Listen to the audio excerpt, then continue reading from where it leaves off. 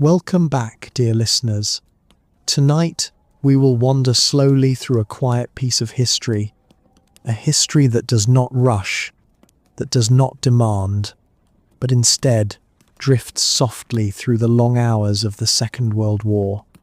Together, we will explore how soldiers passed their nights in the trenches, how they lay down, how they found their rest, and how sleep came to them night by night. This is not a story of battle, or of strategy, or of noise. It is a story of stillness, of routine, of earth and fabric and breath. It is told slowly, so that you may drift with it at your own pace. If your eyes grow heavy, let them close. If your thoughts begin to blur, let them wander. This story is meant to carry you gently, without urgency, into rest. If you find comfort here, I invite you to stay a little longer with us. A quiet way to support this space is by pressing the like button, and if you truly enjoy our long, boring history videos, consider subscribing to this channel so that you may return whenever you wish and find more nights just like this. I would also love to know from where in the world you are listening tonight and what time it is, where you are. Perhaps it is late at night. Perhaps it is early morning. Perhaps the day has only just begun. Tell us in the comments and let these stories connect us across places and hours, just as they connect us across history. Now, find a comfortable position, let the world around you grow quiet, and let us step together into the trenches of the Second World War to see, in slow detail, how soldiers found their rest beneath the long and repeating night. When the long day of a soldier in the trenches finally began to fade into evening, there came a moment, not sharp or sudden, but gradual, when the noise of the battlefield softened. The sun, lowering itself against a pale and sometimes clouded sky, threw shadows across the earthen walls of the trench. This was not silence, not in the way we know silence, but it was a softer kind of noise, the kind that came when the heaviest guns had quieted for the time being, when no new orders were being barked down the line, when the machinery of war rested briefly, as if it too needed to draw breath. The men noticed this change more than they would admit. It was a rhythm they had come to know instinctively, the easing of the day's activity into the stillness before the night, the hour when one could begin to think of sleep. There was no single act of going to bed as we imagine it today. There were no beds, no neatly folded sheets, no pillows waiting at the right height. Sleep was instead something claimed in small pieces, something gathered from the hard ground and the little comforts each man carried with him. Yet, when night descended, there was a common mood, a shared sense that now, if fortune allowed, the body might rest. Some lit a final cigarette, the glow momentarily illuminating tired faces. Others adjusted their helmets or loosened straps that had cut into shoulders all day. The trench itself, carved out of earth, reinforced with planks and sandbags, was both prison and shelter, and in this narrow space men prepared for the slow surrender to sleep. The air cooled steadily. In winter, it was sharp and biting, curling into the lungs with a sting. In summer, it was thick, damp, sometimes heavy with the smell of stagnant water or the faint odor of smoke that drifted endlessly across the front. The soldiers inhaled all of this as part of their environment, no longer surprised by it, no longer flinching. To them, the smell of damp wood, wet uniforms, and faintly rusting metal was as natural as the smell of freshly laundered sheets might be to us. It wrapped itself around their attempts at sleep, clinging to coats and blankets, finding its way into every pocket of the trench. The act of lying down was simple, though not always comfortable. A man would find a section of trench where he was permitted to rest, sometimes dug into the wall in small recesses, sometimes upon duckboards that had been laid across the bottom to keep boots out of the water. In wetter weather, when the bottom filled with mud and rain, the soldier would shift endlessly, trying to find a spot that was not too cold or too soaked through. The body adapted in its own way. Exhaustion pressed men into sleep even against the hardness of the ground. The posture was rarely ideal. Men often lay curled upon themselves, one arm as a pillow, or leaned against the trench wall in a half-sitting doze. What mattered was not comfort, but simply the momentary escape from wakefulness. Around them, the trench itself became quieter. A few whispered words travelled up and down as men checked who was on watch, who had the next shift, who was already half asleep. Boots scuffed faintly on wood and earth. Mess tins clinked softly as someone scraped out the remnants of a meal. These sounds, small and ordinary, gave shape to the stillness. They reminded each soldier that he was not alone, that there were others pressed against the same earth, men whose breathing would be the background to his own night's rest. This closeness was both comfort and constraint. There was little privacy, little separation. One man's coughing fit became part of the night for everyone. A restless sleeper's movements echoed in the cramped space. Yet, in another sense, this togetherness was steadying. To sleep alone in the open was to be vulnerable. To sleep shoulder to shoulder was to feel part of something larger, a shared endurance. Above them, the sky held its own presence. Some nights it was veiled in clouds, heavy with the promise of rain or snow. On clearer nights, stars shone faintly, though rarely in their full brightness, as smoke, mist, and distant fires softened the heavens. Occasionally, a flare would rise, casting everything into pale light for a brief moment before fading back into darkness. These interruptions reminded the men that the world beyond their trench did not rest, that danger still lingered even in stillness. Yet, once the flare died, the trench returned to its subdued rhythm.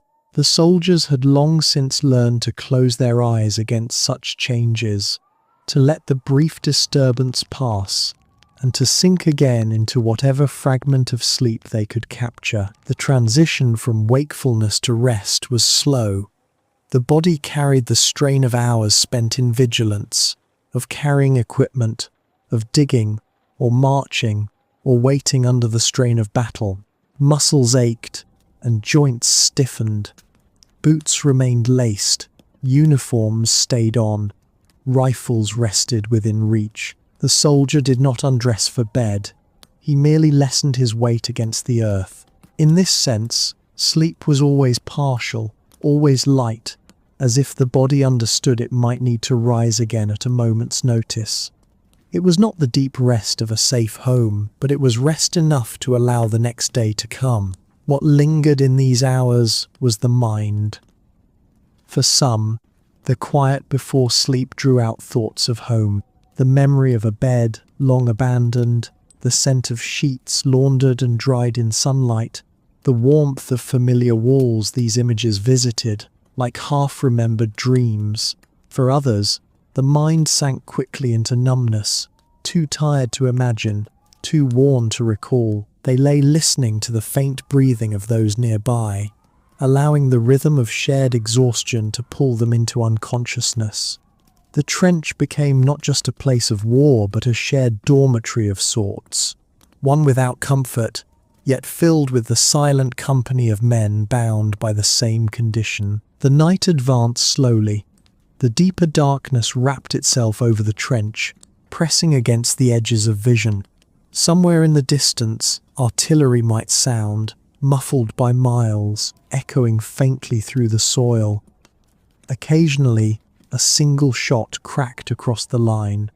These noises entered the edge of sleep, blending with dreams, sometimes pulling men awake, sometimes passing unnoticed.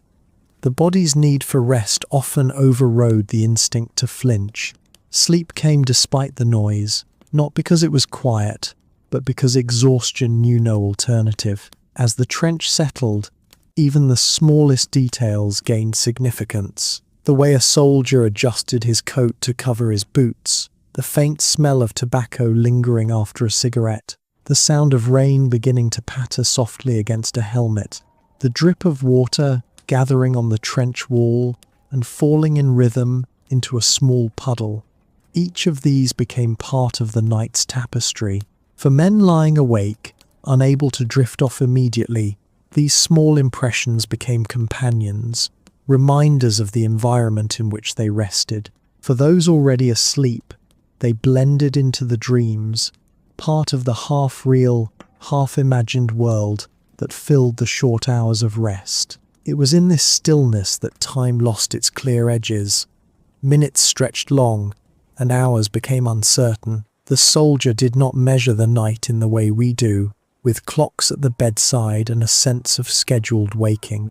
Instead, the night was measured by the change of shifts, the soft call of a sentry waking the next man for duty, the gradual cooling of the air, the slow ache of the ground seeping through blankets and coats.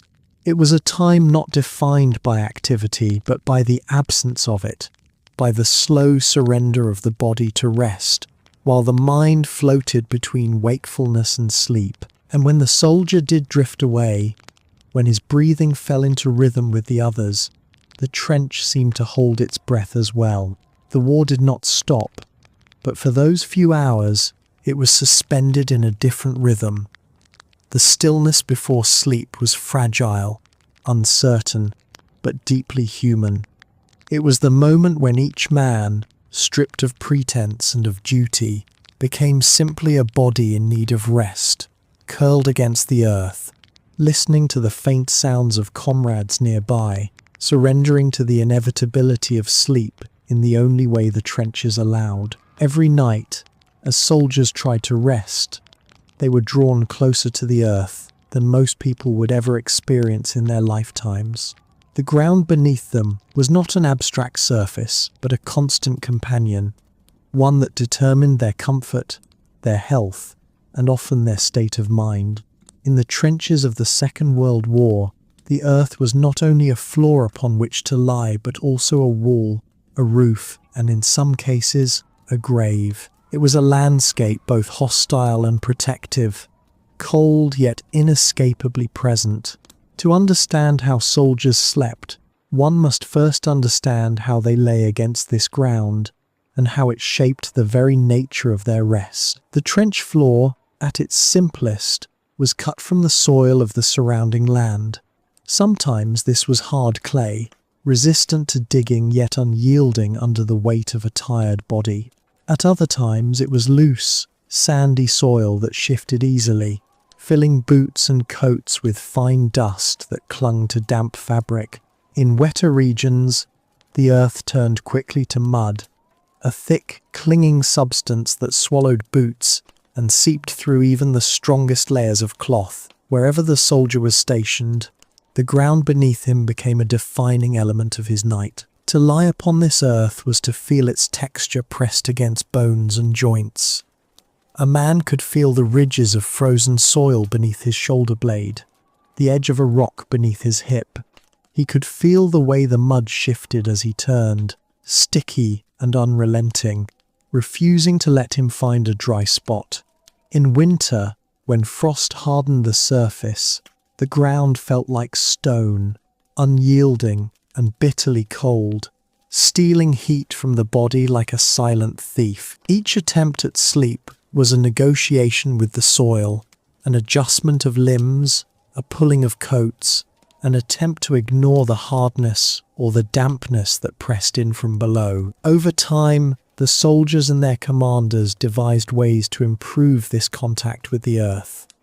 Duckboards, wooden planks laid across the trench floor were among the most common solutions.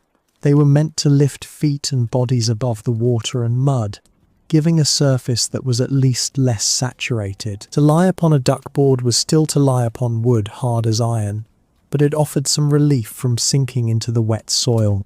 Where possible, straw was spread across sleeping areas, its dry stalks crackling beneath the weight of uniforms, providing both insulation and a softer barrier against the frozen ground. In other places, sacks of sand or even spare clothing were pressed into use, layered beneath the body in an attempt to soften the unforgiving contact. But the earth was never fully avoided. It was too close, too pervasive, too much a part of trench life. Men grew used to waking with the smell of soil in their nostrils, with mud dried onto their boots, with bits of grit pressed into their hair or beards. The ground crept into their meals, into their water, into the very fabric of their coats. Sleep did not separate them from the earth. Rather, it brought them closer to it. Lying prone, eyes closed, the soldier felt the soil more intimately than he did when standing. It pressed into him in ways he could not ignore. The smell of the ground was constant. In damp regions, it smelled of wet clay and stagnant water, heavy and sour. In colder seasons, it smelled faintly metallic, sharp with the scent of frozen soil. At times, the earth carried with it the odours of war itself. The faint tang of cordite drifting down from artillery fire, the acrid hint of smoke carried on the wind, or the sadder, more haunting smells that clung to battlefields where the soil held more than rainwater. This mingling of scents became part of the nightly experience, the quiet but unmistakable presence that followed every attempt at rest. Many men wrote of how the ground seemed alive, not in a comforting sense, but in the way it moved with water and weather. In heavy rains, trenches filled quickly, water rising until duckboards floated or were lost beneath the surface. A soldier attempting to sleep in such conditions sometimes found himself half immersed, lying in water that reached up to the waist, unable to dry out. The soil beneath shifted, oozed, refused to stay still.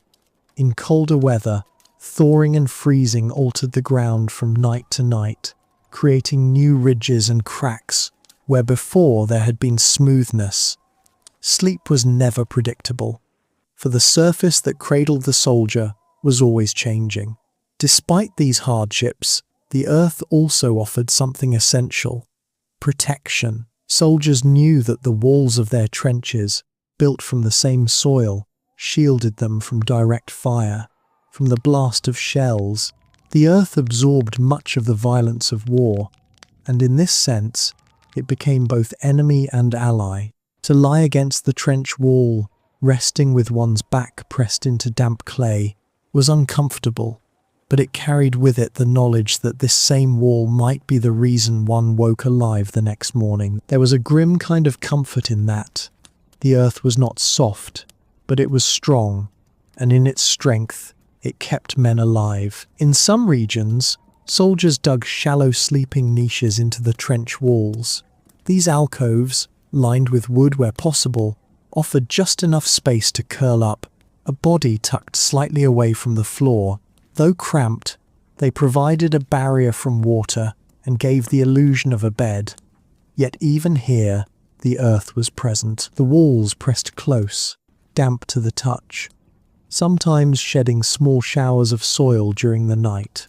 A soldier in such a space could feel the weight of the land itself bearing down around him, a reminder of both shelter and confinement. For many, the closeness of the earth seeped into the imagination, lying against the soil, drifting in and out of half-sleep. The soldier sometimes thought of fields back home, of gardens, of earth that was cultivated and kind.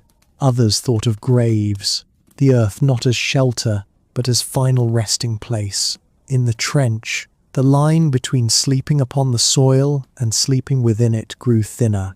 The very act of rest carried associations that were both necessary and haunting, blending comfort with unease in ways that only those who lived through it could fully comprehend. The ground also left its mark upon the body. Men woke with aches that ran through joints and muscles, the stiffness of lying on surfaces too hard, too uneven.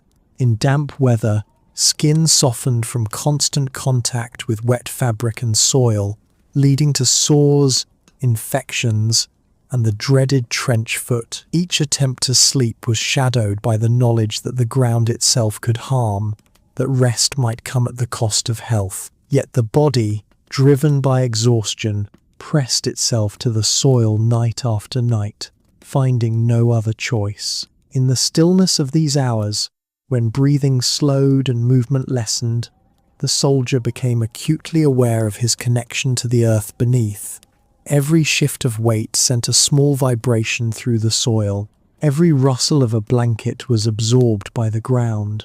The trench floor seemed to listen, to record silently the presence of men upon it. To sleep here was to surrender not only to fatigue, but to the embrace of the land itself, unwelcoming but unavoidable. As the war continued, as weeks became months, the soldiers grew used to this nightly embrace.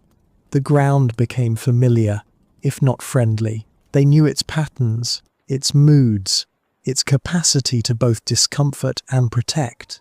They knew that each night, however weary, they would lie down again upon its surface, close their eyes against its roughness, and let exhaustion carry them past the hardness and the cold. In time, the earth beneath them became as much a part of their lives as the rifles in their hands or the uniforms on their backs. It was the constant that accompanied every attempt at sleep, the reminder of where they were and what they endured. And so, each night, as the trench grew quiet and the men surrendered to rest, the earth beneath them held them all the same, hard, damp, unyielding, yet inescapable. It was the floor of their nightly rest, the bed of their exhaustion, the surface upon which dreams were built and broken. No man in the trenches slept without feeling the presence of the soil. It was always there, pressing into the body, seeping into the senses, shaping the very experience of sleep itself. The earth was not gentle, but it was constant, and in that constancy, the soldier found a strange, reluctant companionship as he drifted into slumber night after night.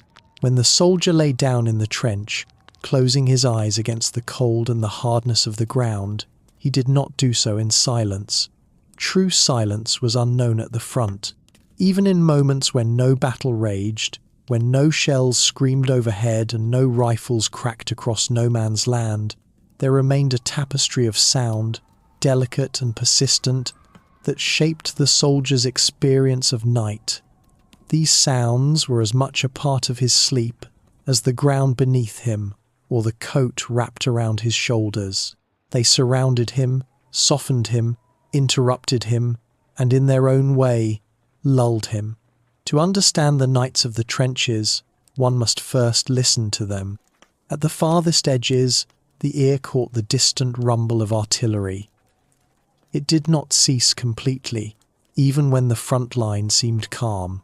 Somewhere, perhaps miles away, guns boomed steadily, their echoes rolling across the landscape like distant thunder. The sound was softened by distance, transformed from an immediate threat into a constant reminder that the war never rested. It was not unlike the way a sleeper at home might hear a storm miles away, faint but unceasing. For the soldier, the muffled artillery became a part of the night's rhythm, an undertone that could not be ignored but could, with time, be accepted. Closer still, the trench carried its own sounds.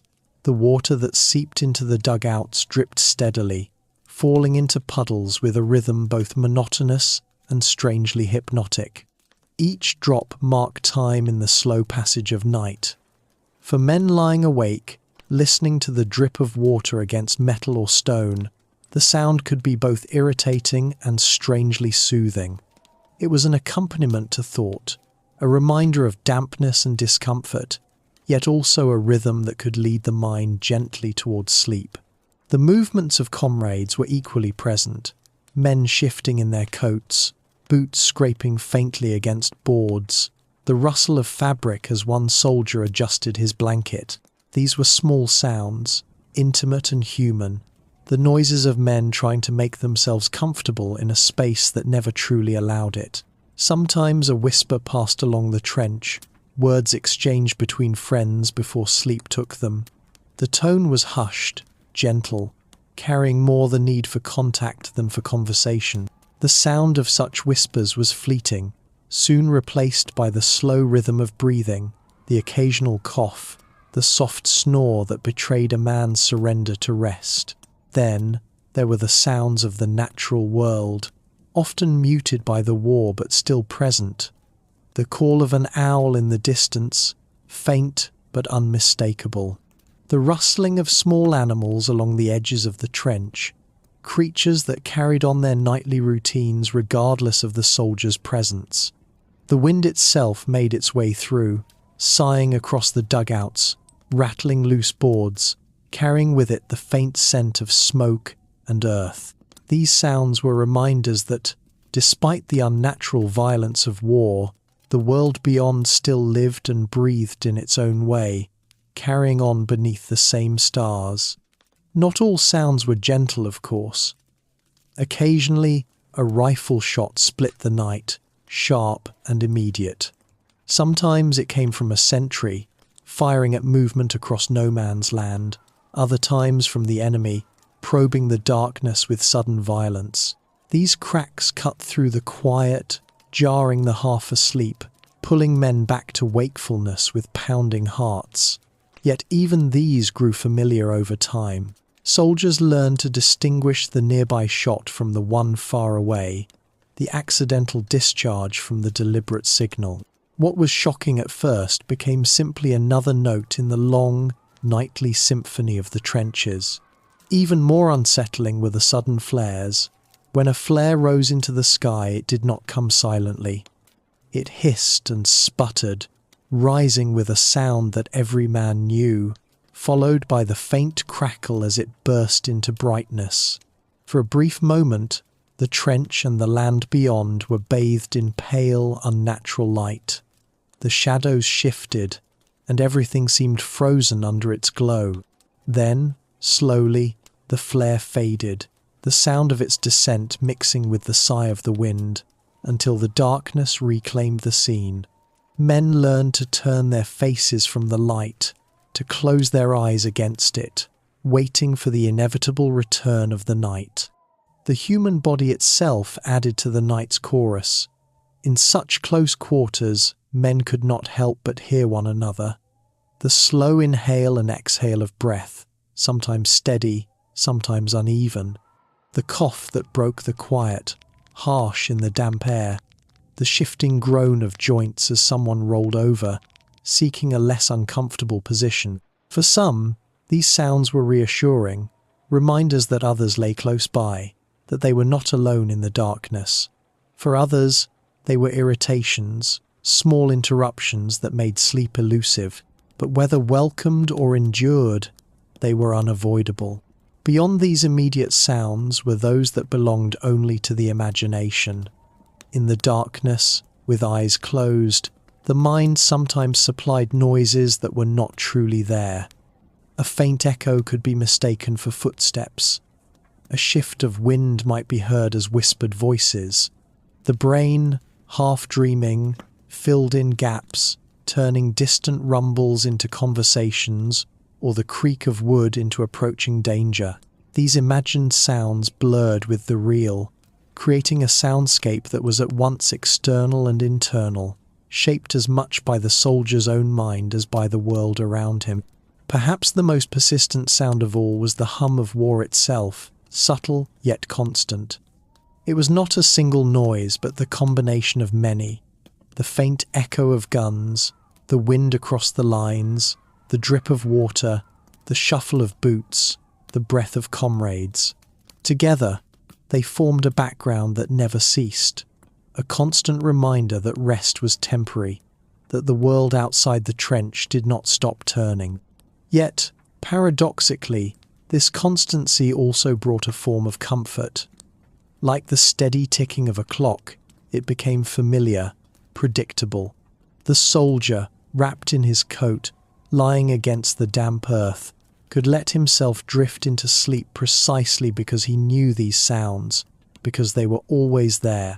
For some men, the night sounds carried them back to memories of home, The drip of water echoed the leak of a roof they had known in childhood.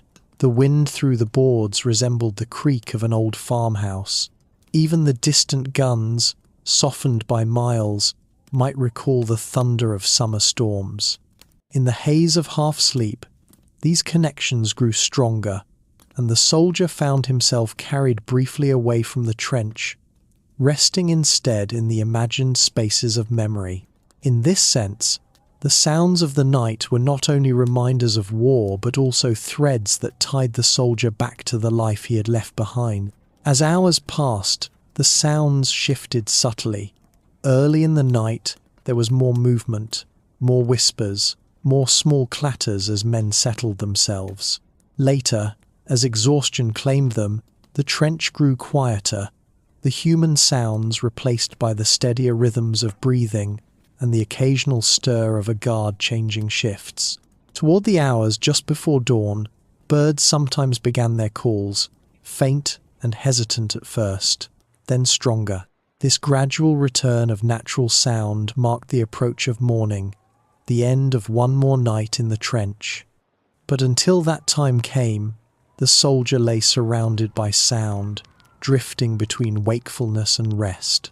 Each noise, whether gentle or harsh, became part of the experience, part of the uneasy comfort of trench life. It was not silence that carried him into sleep, but the persistent hum of a world that never stopped. The sounds of the night became the lullaby of war, strange, relentless, but familiar, guiding men into slumber even as it reminded them of where they were. And so, night after night, they closed their eyes to the rhythm of these sounds, surrendering to rest in a world that never truly grew quiet. When the time came to lie down in the trench, the soldier did not peel off layers of clothing or set aside the heavy weight of the day. Sleep came not in the comfort of undress, but in the persistence of readiness. The uniform remained upon him, a second skin of fabric and wool, stiff with sweat and dirt, bearing the marks of hours in the mud and rain. He might loosen a strap, undo a button, or shift a belt, but the essence of his dress stayed with him through the night. In this way, the soldier went to sleep still dressed for the war, burdened yet reassured by the very things that weighed him down. The uniform itself was made to endure, not to comfort. Wool coats, thick and coarse, clung to the body even when damp. The fibres scratched against skin, retaining the musty odour of sweat and earth. Shirts, once white or pale, were stained and dulled by days without proper washing. Trousers bore patches of dried mud, stiffened into folds that pressed uncomfortably against the flesh when lying down. The boots, high and sturdy, remained laced tight, for few dared to remove them in the trenches. To take them off risked losing them in the mud, or failing to replace them quickly if an alarm was raised. And so, night after night, men slept with boots still on their feet, their legs encased in leather and cloth that trapped dampness against the skin. Upon their shoulders, the greatcoat served both as clothing and as blanket. Heavy, long, and rough, it wrapped around the soldier in the absence of bedding, shielding him against wind and cold. Yet its weight was double-edged. It pressed upon the chest and limbs, adding strain to an already tired body. Lying on one side, the folds bunched and pressed against ribs. Lying on one's back, the coat seemed to settle upon the chest, adding to the heaviness of the night. Still, the coat was a necessity. Without it, the cold crept quickly into the body, numbing fingers and stiffening joints. With it, there was at least the promise of warmth, however imperfect. The gear itself rarely left the soldier's side. Rifles were kept close, propped against the trench wall, or laid carefully within arm's reach. Some men even slept with the weapon against their bodies, one hand resting on the stock, unwilling to let it leave their grasp. Ammunition pouches, haversacks, water bottles, and bayonets were rarely set aside completely. A man might loosen the straps, shifting the weight from his shoulders, but he did not cast them far. To sleep unprepared was to risk waking unready, and readiness was the unspoken rule of the front. The weight of this gear, even when partially removed, lingered on the body, pressing into muscles and reminding the soldier of its presence.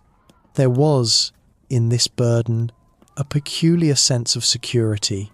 The rifle at one side, the boots laced firm, the coat wrapped tightly. These were not merely impediments to comfort, but also protections against fear. To be undressed, even partially, was to feel vulnerable, exposed.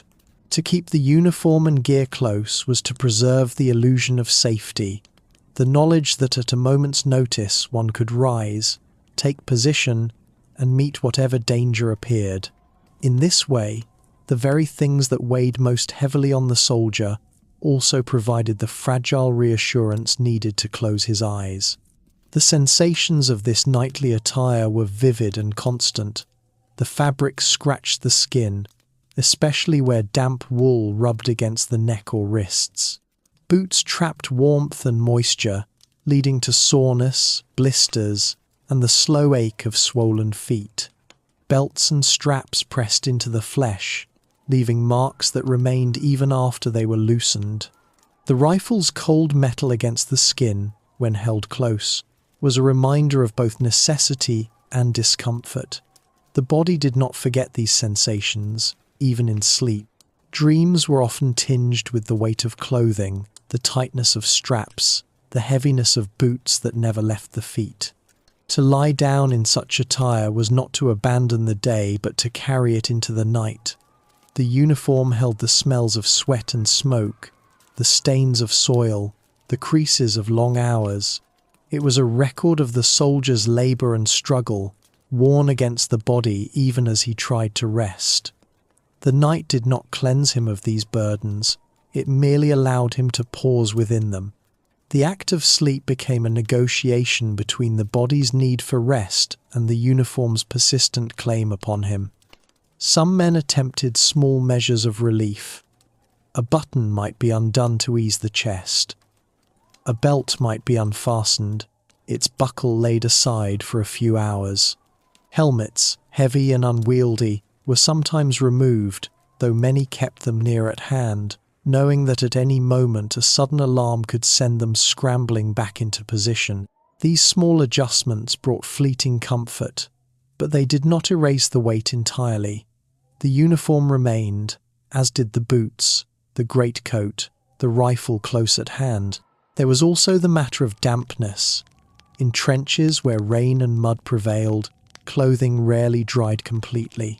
Men lay down with coats already wet, boots sodden, trousers heavy with moisture. In the stillness of night, the dampness seeped deeper, cooling the skin, stiffening the fabric. A soldier might wake with clothing colder than when he had first lain down, the chill settling into bones. Yet the garments could not be shed. They clung as part of his very being, binding him to the trench as surely as the earth beneath him. The mental weight of the uniform and gear was as present as the physical. To lie down while fully dressed was to know that one had not truly left the day behind. The soldier was never off duty, never fully free. Sleep was not a retreat into softness, but a brief pause within the same unyielding frame. The body rested, but the mind remained bound by the awareness that at any moment he could be called upon to rise, to act, to carry the same uniform and gear back into motion. Even in dreams, there was no full escape. The presence of the uniform was a constant reminder of the war's claim, the way it seeped into every hour, waking or sleeping. Yet, paradoxically, the shared nature of this burden gave it a kind of normalcy. Every man in the trench lay down in the same attire, bearing the same weight. To see comrades settling into rest, boots still laced, coats wrapped tightly, rifles near at hand, was to know that this was not an individual hardship, but a collective condition. There was comfort in this sameness, in the understanding that no one had more ease than another, that all endured the same burdens. In this sense, the uniform and gear, while heavy, were also leveling. They erased differences, binding the men together in a shared state of weary endurance.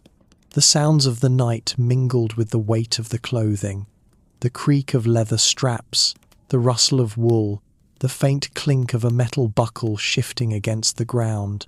These small noises, made as men adjusted themselves, were reminders of the gear's presence.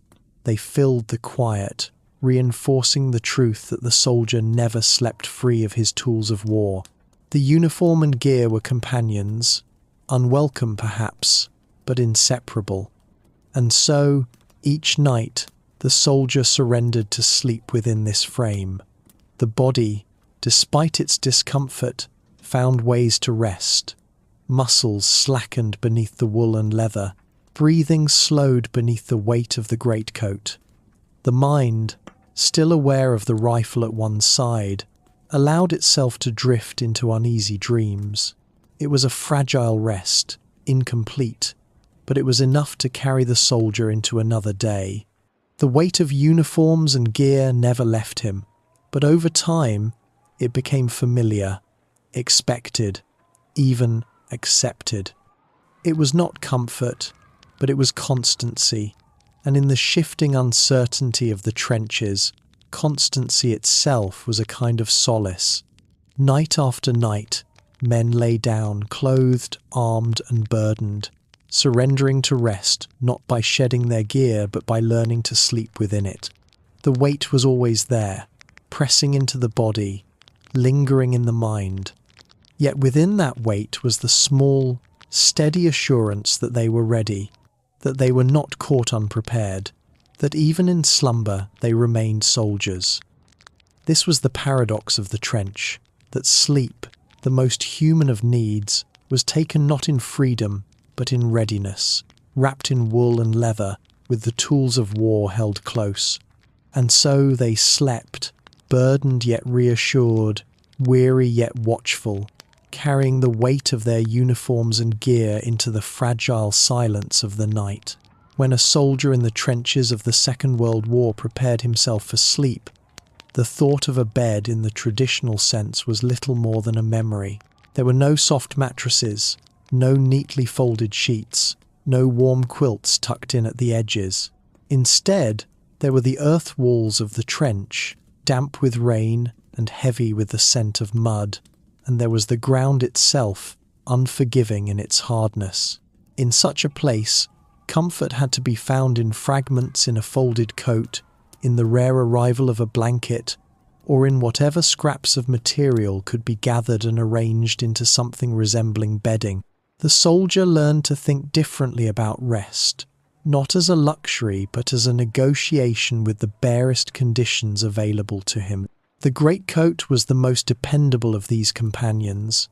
It was not designed as a blanket, yet it served as one night after night. Long and heavy, it could be wrapped around the body, tucked under the chin, or stretched across the legs. Its weight pressed down on the soldier like a coarse embrace, sometimes too heavy, but always present. In the cold of night, when frost crept across the trench walls and breaths hung in the air, the coat became more than clothing. It became a shield against the chill. Soldiers would draw it tightly across themselves, curling their bodies to conserve heat, turning the greatcoat into a cocoon of wool. The rough fabric scratched the skin, carried the smell of damp earth and sweat, and stiffened with dried mud. Yet it was still a comfort, because it was constant. Blankets, when they appeared, were often rationed in number and worn from use. A single blanket might be issued for 2 men to share, or sometimes even more. In such cases, the soldiers huddled close together, spreading the fabric across their bodies and learning to sleep shoulder to shoulder, sharing warmth through both wool and flesh. The blanket itself was seldom soft. It was coarse, utilitarian, and often frayed at the edges. Yet in the chill of night, its presence meant the difference between shivering endlessly and drifting into some shallow state of rest. Men treated these blankets as treasures, folding them carefully during the day, shaking off the clumps of mud and straw, and saving them for the dark hours when cold settled deepest into the bones. Improvisation filled the gaps, where issued supplies fell short. A sack of straw, if one could be found, became a prized mattress. The straw was lumpy and scratchy, but it lifted the body slightly above the damp ground and provided a layer of insulation. Sometimes, sandbags, emptied and refilled with straw or even loose earth, were arranged beneath the body to create a crude bedding. Spare clothing, too, was repurposed. A soldier might roll up his tunic or shirt to use as a pillow, or spread it beneath him as a makeshift mat. In desperate moments, even newspapers, discarded packaging, or scraps of canvas were collected, spread out, and layered in the hope of softening the ground and keeping some of the moisture at bay. The ground itself, however, was always the truest bed.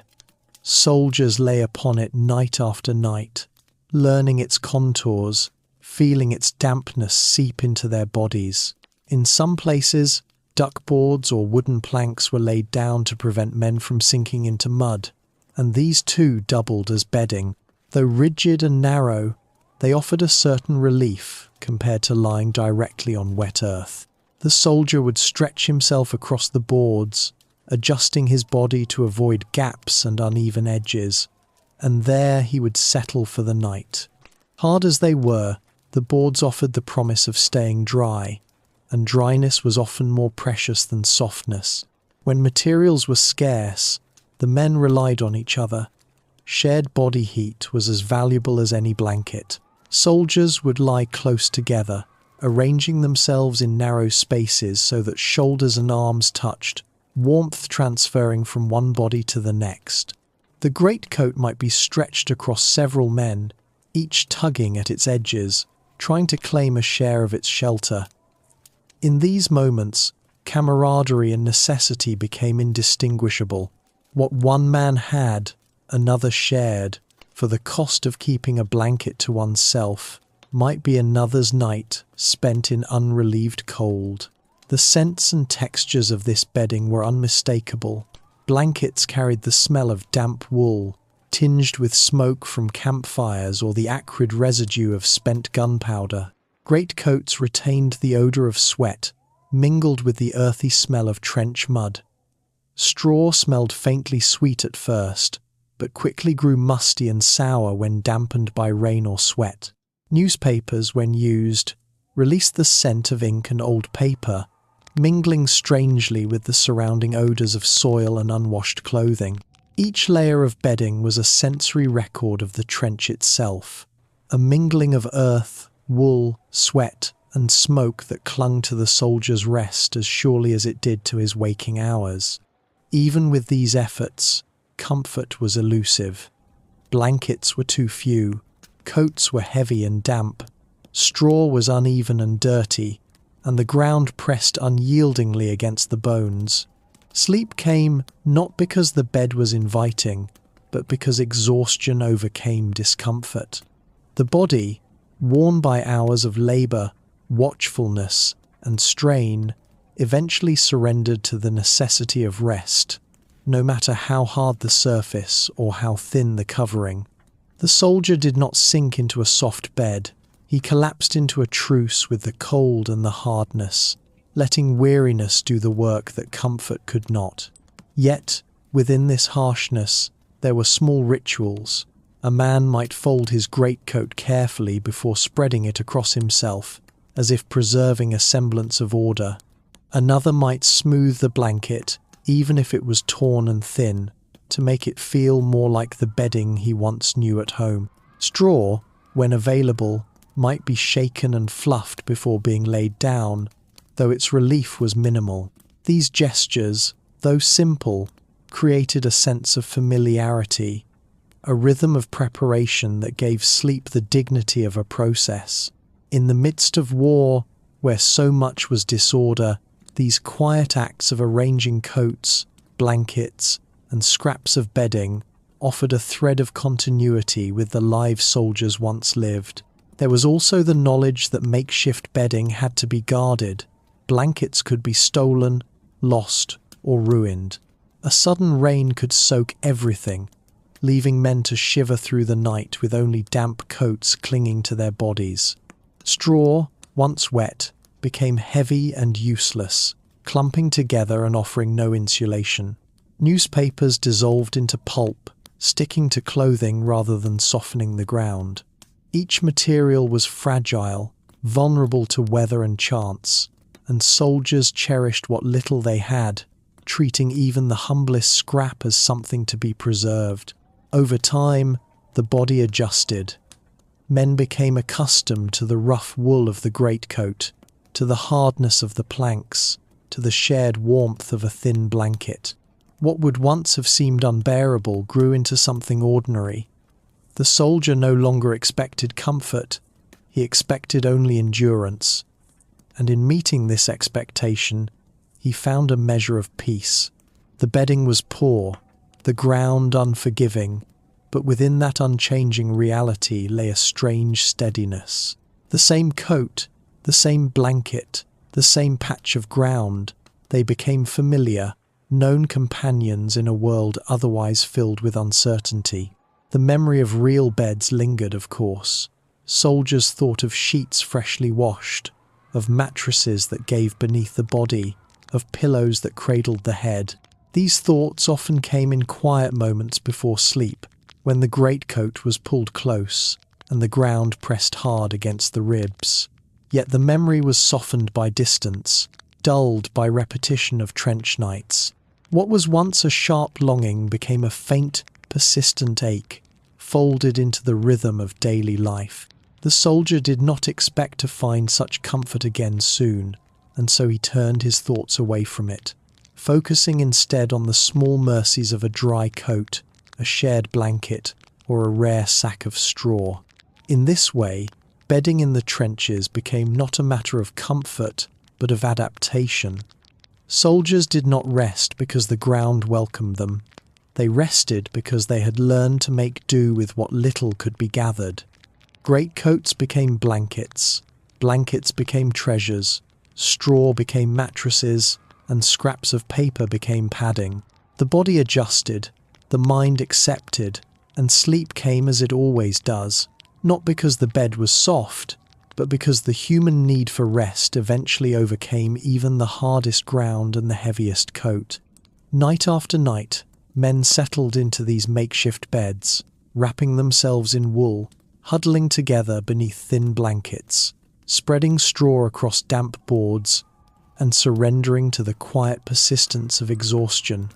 It was not comfort, but it was survival, and in the trenches, survival itself became the closest thing to rest. In the trenches of the Second World War, rest was never absolute. Sleep did not come as it might in the safety of a home, in long, unbroken stretches, free of interruption. Instead, it was divided, rationed, and measured out against the constant need for vigilance. The night was never wholly surrendered to slumber. Instead, it was shared with duty, with wakefulness, and with the careful guarding of lives. Each man had his turn to rest, and each had his turn to watch. And in this shifting balance, the rhythm of the trench was carried through the dark hours. The division of the night was as regular as necessity required it to be. Men were assigned watches, often in pairs, to stand guard, while others lay down to rest. A single stretch of sleep might last only a few hours before a soldier was shaken awake, told quietly that it was his turn to rise, to take position, and to keep his eyes open against the darkness. There was no resentment in this, for it was the rule of survival. If one man were to rest too long, another would be left unguarded. The safety of the trench depended on these rotations, and so each soldier learned to accept his turn, even when exhaustion weighed heavily on his limbs. To be woken from sleep in such a place was a strange experience. The soldier would stir beneath his greatcoat, blinking against the darkness, his body reluctant to rise. The ground beneath him was hard, his limbs stiff, his eyes heavy with unfinished rest. Yet he would push himself upright, shake off the heaviness of slumber, and reach for his rifle. Around him, the trench was quiet, filled only with the soft breaths of those who still slept. He moved carefully, so as not to disturb them, pulling his coat tighter around his body and making his way to the appointed post. The shift from sleep to watchfulness was swift, for it had to be, and soon his tired eyes were searching the night for movement, listening for sounds that did not belong. The hours of watch were long, yet they were not measured by clocks, but by sensation. Time passed slowly in the cold, as the body ached and the mind strained to remain alert. A man on watch might stamp his feet to keep warm, shift his weight from side to side, or grip his rifle tightly to remind himself of his purpose. Around him, the night pressed close, filled with the ordinary noises of the front, the rustle of wind, the dripping of water, the faint stirring of comrades in sleep. Sometimes the silence was pierced by distant gunfire, or by the sudden crack of a shot closer at hand. In these moments, the soldier's heart would quicken, his body tensing, his weariness momentarily forgotten. For those still resting, the knowledge of watch brought its own kind of peace. To lie down in the trench, knowing that comrades were awake and alert, was to feel a small measure of security. Sleep was shallow, broken by cold and discomfort, yet it was made possible by the trust placed in those standing guard. Each man knew that when it was his turn to watch, others would sleep in the same trust. This cycle bound the soldiers together, creating a rhythm of mutual reliance. The shifts of sleep and watch were not merely practical, they were a shared act of endurance, each man carrying the burden in turn. Sleep in this rotation was always fragmented. Rarely did a soldier enjoy more than a few hours at once, and even those hours were shallow. The body never fully relaxed, aware that a hand might shake it awake at any moment. Dreams were cut short, drifting into wakefulness before they had time to settle. The soldier learned to accept rest in pieces, gathering strength from short stretches of slumber rather than from long, uninterrupted nights. Over time, this became routine. The body adjusted, learning to draw what rest it could from whatever hours were given. The discipline of this cycle was as much mental as physical. A soldier had to teach himself to sleep quickly when given the chance, to let go of thoughts and sink into slumber without hesitation. There was no luxury of lying awake, waiting for drowsiness. Sleep was an order, as necessary as watch, and men learned to obey it when they could. Some would close their eyes and drift almost immediately, their exhaustion so deep that it carried them into rest within minutes. Others would lie awake longer, their minds caught on thoughts of home or on the tension of the night, yet even they eventually surrendered to weariness. The sound of comrades being woken became part of the nightly rhythm. A hand on the shoulder, a quiet word, a body stirring in the darkness. These were familiar signals that another watch was beginning. The man called would sit up, rubbing his eyes, reaching for his weapon, and the one who had stood before him would finally lie down, sinking into the brief relief of rest. This exchange, repeated over and over through the night, gave the trench its quiet pattern. There was always someone awake, always someone resting, the balance maintained without fail. The cold and discomfort of the trench made these shifts harder to bear. To be woken in the middle of the night, when the air was at its coldest and the body at its weakest, was to face a particular challenge. The soldier would rise, shivering, his breath clouding in the air, his fingers numb as he gripped his weapon. Standing still at his post, he felt the chill seep into his bones, the minutes dragging on as he tried to keep alert. Yet he endured, because he knew that when his turn ended, he too would lie down again, pulling his greatcoat around him, closing his eyes, and snatching what sleep he could before dawn. Even during the day, the rhythm continued. Sleep was not confined to the night alone. When duties allowed, men dozed in brief stretches during daylight hours, leaning against trench walls, resting on their packs, or curling into corners for an hour's relief. These snatches of sleep, brief and often disturbed, were part of the same cycle, filling in the gaps left by the interrupted nights. A soldier learned to rest whenever he could, adapting to the unpredictable rhythm of war. The rotation of watch and sleep also created a peculiar relationship with time. The soldier's life was not marked by the steady passage of hours on a clock, but by the turn of duty. Sleep was measured not by its length, but by its placement before watch, after watch, between duties. Time became fragmented, like the sleep itself, broken into segments defined by responsibility. The soldier no longer thought of night as one continuous stretch of darkness, but as a series of intervals in which he alternated between wakefulness and rest. Despite the hardship, there was a strange reassurance in the regularity of these shifts. The soldier knew that his turn would come, both to watch and to sleep. The cycle repeated, night after night, unchanging in its necessity. In a world filled with uncertainty, this rhythm was steady. One could depend on it, even when nothing else seemed secure. The soldier might not know what the next day would bring, but he knew that tonight, as every night, he would take his turn to stand guard, and he would take his turn to rest. The memories of these shifts lingered in the body as much as in the mind. Long after leaving the trenches, men spoke of waking easily at the faintest touch, of sleeping in brief stretches rather than in long nights, of feeling alert in the quiet hours when others slept. The habits of watch and sleep became ingrained, a part of the soldier's very being. The rotation of rest and duty shaped him not only in the moment but in the years beyond, a lasting imprint of life in the trenches. Thus, the nights of the Second World War were not nights of peaceful sleep, but of balance, a balance between exhaustion and duty, between the need to rest and the need to remain vigilant.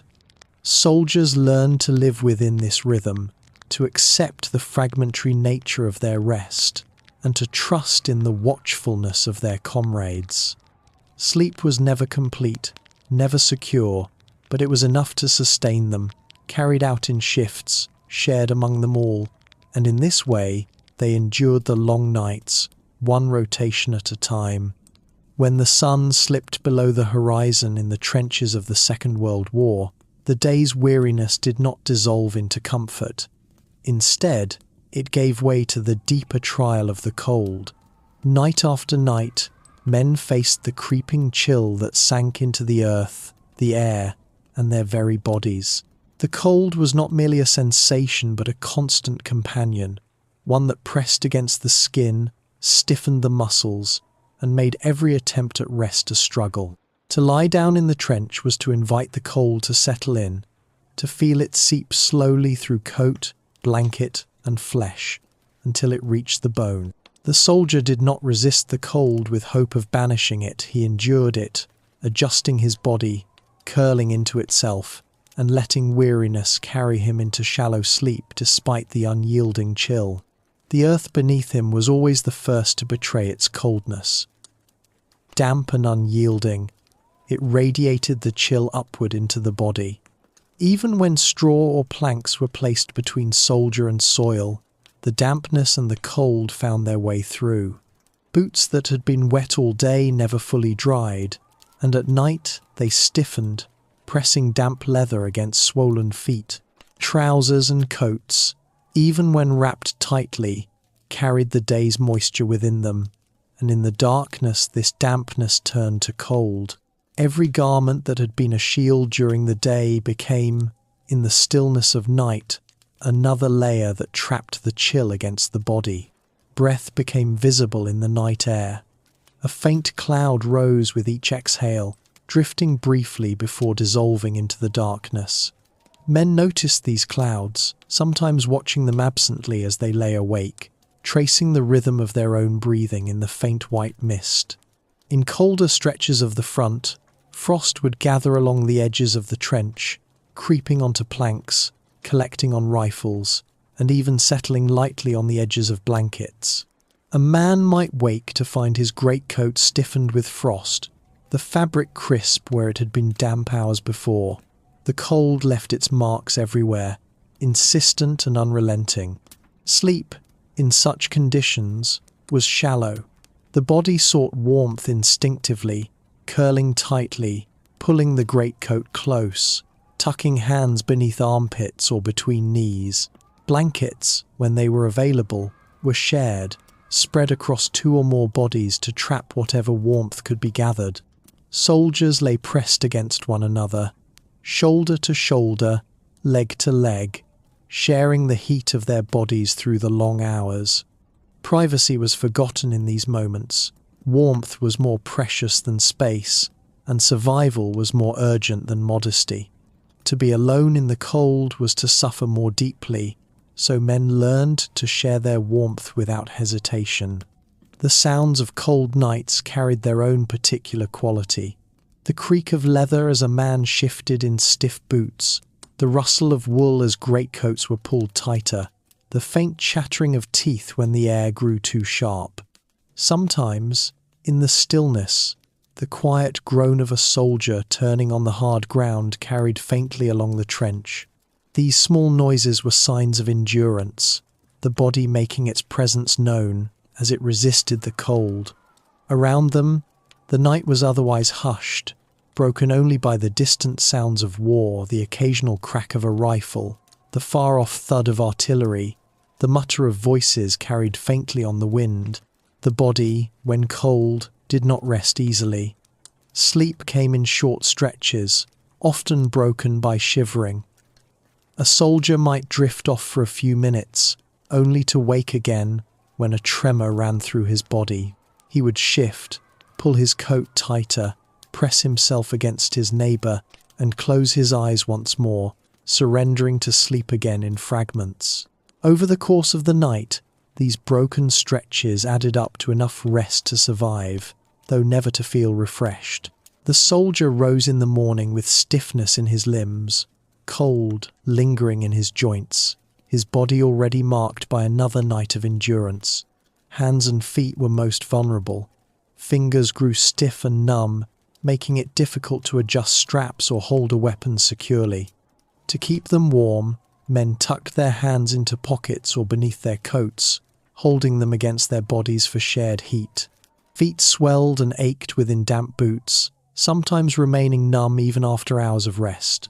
Trench foot, that slow and painful affliction of damp and cold, was a constant threat, and men did what little they could to guard against it, rubbing their feet, changing socks when possible, and stamping them during watch to stir circulation. Yet the cold always pressed in, wearing down these defences. The cold had a way of sharpening the senses. A soldier lying awake in the trench at night felt the sting of the air on his face, heard the faint crunch of frost beneath a comrade's shifting boots, smelled the sharp dampness of frozen earth.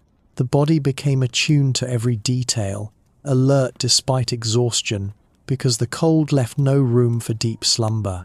Even when a man drifted into dreams, the cold pulled at him, keeping his sleep shallow, never fully allowing him to forget where he lay. Dreams were punctured by the sensation of chill, waking him again and again. There was no true escape, only small measures of relief. Some men lit small braziers or candles when conditions allowed, though the risks often outweighed the benefits. The faint warmth might soothe for a few minutes, but smoke and light drew unwanted attention, and fire was always a dangerous presence in wooden and earthen trenches. More often, men relied simply on the closeness of each other and the endurance of their coats. A dry pair of socks was a treasure, a rare chance to feel even briefly comfortable before the dampness returned. A blanket, thin though it might be, was cherished as though it were the finest quilt. The psychological weight of the cold was as deep as the physical. To lie down each night, knowing that rest would be accompanied by shivering, by numbness, by discomfort, was to carry an invisible burden. The soldier learned to expect it, to resign himself to it, and this resignation was its own kind of endurance. Complaints were few, for all men endured the same conditions. Instead, the cold became another fact of trench life, spoken of, plainly, accepted as inescapable. There was no bitterness in this acceptance, only the quiet acknowledgement that such was the way of things. And yet, within these harsh nights, there were moments of quiet beauty. The stars above, when clouds cleared, shone with an intensity rarely seen in cities. Frost glittered faintly on the edges of the trench, catching the faint light of the moon. The breath of sleeping men rose in gentle rhythm, small clouds marking their presence in the darkness. These sights and sounds, though born of hardship, carried a kind of stillness. The soldier might pause for a moment to take them in, feeling the quiet of the world around him even as the cold pressed against him. In these brief instants, the night was not only an enemy, but also a reminder of the vast, indifferent calm of nature. Morning brought no immediate relief. The cold lingered in the dawn, the air crisp and biting. Men rose stiffly, stamping their feet, clapping their hands, trying to coax warmth back into their limbs. Frost melted into dampness, soaking clothing further. Yet with the rising sun, even faintly, came a sense of endurance achieved. Another night had been survived, another cold endured. The soldier carried this knowledge into the day, weary but resolute, knowing that when night fell again, the cycle would repeat. Thus, the cold nights of the trenches were not isolated hardships, but recurring companions, shaping the rhythm of sleep and waking. The soldier did not escape them, he adapted to them, endured them, and accepted them as part of the endless cycle of trench life. Each shiver, each stiff limb, each broken hour of rest was part of the pattern. And within that pattern lay both struggle and steadiness, the struggle of enduring discomfort, and the steadiness of knowing that every man beside him endured the same. In this way, they faced the cold nights together, wrapped in coats, huddled in blankets, pressed against the unyielding earth, finding sleep in fragments, and carrying the endurance of the night into the uncertain light of morning. When the season turned and summer arrived, the character of the trenches changed. The same earthen walls that once radiated cold now held and released the heat of the day long into the night. Soldiers who had shivered beneath their coats in winter now found themselves loosening collars, unfastening belts, and trying in vain to find a position cool enough to rest. Warm nights in the trenches were not the relief one might imagine after bitter cold. They carried their own form of discomfort, their own quiet burdens that unfolded in the long hours between dusk and dawn. The air itself seemed thicker, heavier. In certain parts of Europe, humidity hung close to the ground, mixing with the smell of earth, sweat, and the lingering odours of war. When the wind was still, the trench became stifling, a narrow channel where the air moved sluggishly, pressing close to the body. Soldiers lay on their backs or sides, clothing damp with perspiration, feeling the warmth of the day still rising faintly from the soil beneath them. The heavy coats that had once been their greatest defence now lay discarded or draped loosely across the body, too stifling to wear fully, yet still necessary against the chill that might return before morning. Warmth, in the quiet of night, was not only felt but heard. The soft hum of insects rose from the surrounding fields, filling the darkness with a continuous chorus. Mosquitoes whined close to the ear, flies buzzed faintly, and moths fluttered in unseen patterns. These sounds became part of the rhythm of summer nights in the trenches, blending with the distant noises of conflict and the nearer shifting of weary men. The chorus of insects was at once irritating and oddly steady, a constant presence that reminded soldiers that the natural world carried on around them, indifferent to their discomfort. Sweat was a common companion. It gathered on the brow, clung to the back of the neck, and soaked into the cloth of undershirts. Even in stillness, the warmth of the body had no escape, trapped by the close air of the trench. Blankets, once precious, now felt oppressive. Many soldiers pushed them aside, leaving themselves exposed to the night air, choosing dampness over suffocation. Some rested with coats used as pillows rather than coverings, creating small islands of comfort where fabric met skin without trapping heat. The pursuit of coolness shaped every movement, every decision of posture, and every restless turn in the night. The earth itself became another presence. Baked by the sun during the day, it released warmth after dusk, radiating upward from the trench walls. The ground, still dry and cracked in places, felt warmer than the air, so that lying directly upon it was like lying upon a faintly heated stone. This warmth was not unbearable, but it prevented the body from cooling fully, ensuring that sleep, when it came, was shallow and restless. Men shifted often, pressing themselves against wooden planks or sandbags, hoping to find a patch of earth less soaked with the day's heat. With warmth came a heightened awareness of thirst. Even in the still hours of night, the mouth felt dry, the throat parched. Canteens, filled earlier in the day, were often rationed carefully so that a soldier might take only the smallest sip before returning the container to his pack. The desire for water grew with each passing hour, yet discipline and necessity prevented indulgence. Some men chewed slowly on scraps of food, letting the act of chewing bring the faintest relief. Others simply lay quietly, enduring the dryness as they endured the warmth, waiting for morning. The presence of warmth also carried with it a stronger scent of life in the trenches. The odours of unwashed bodies, damp uniforms, and food remnants grew sharper, intensified by the heat. The smell of earth mingled with the sharpness of sweat, creating an atmosphere that was impossible to ignore. Soldiers grew accustomed to it, their senses dulling over time, but in the quiet of the night, the scents were more noticeable, pressed close in the confines of the trench. The warm air carried these odours more persistently than the cold ever had, making them inescapable companions of the night. Sleep, once again, was fragmented. Men lay upon their backs, their chests rising and falling with heavy breaths, sweat dampening the fabric beneath them. Some dozed briefly, only to wake with a start, adjusting position to seek a cooler patch of ground. Dreams came lighter, punctuated by the buzzing of insects or the soft groan of a shifting comrade. The body's rest was always incomplete, interrupted by warmth, thirst, and discomfort.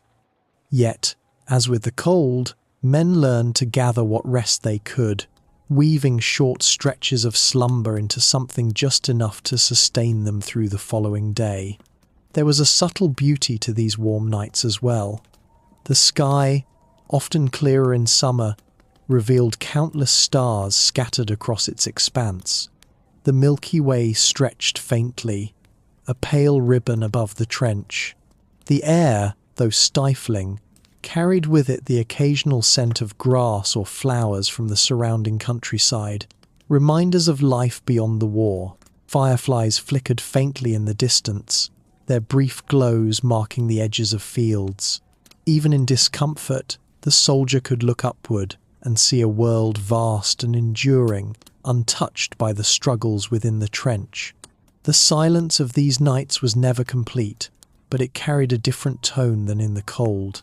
Instead of the sharp crackle of frost, the air was soft, heavy with the hum of insects and the distant call of night birds. The voices of comrades carried further, softened by the warmth of the air. A murmur of conversation might rise briefly, fading as exhaustion claimed the speakers. In these moments, the trench felt less hostile, its edges softened by the season, though still marked by discomfort. Companionship once again provided solace. Soldiers, though less inclined to huddle for warmth, lay close together for reassurance. The shared presence of others, breathing in rhythm, provided a kind of comfort that no blanket could offer. Even when sweat dampened their sleeves, even when the air felt stifling, the nearness of comrades carried a quiet steadiness.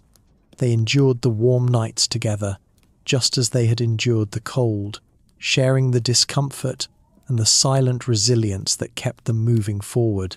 The warm nights also brought an increased awareness of vermin, lice, fleas, and rats thrived in these conditions.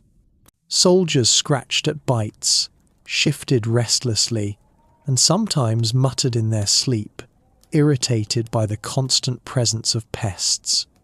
The warmth seemed to give life to these smaller torments, multiplying their numbers, making their presence even more insistent.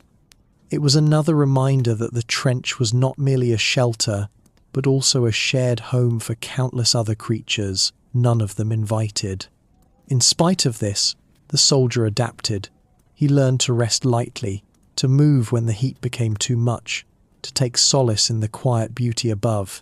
He accepted the restlessness, the thirst, the buzzing of insects, just as he had accepted the cold and frost of winter nights. Each discomfort became part of the rhythm of existence, a steady background against which life continued.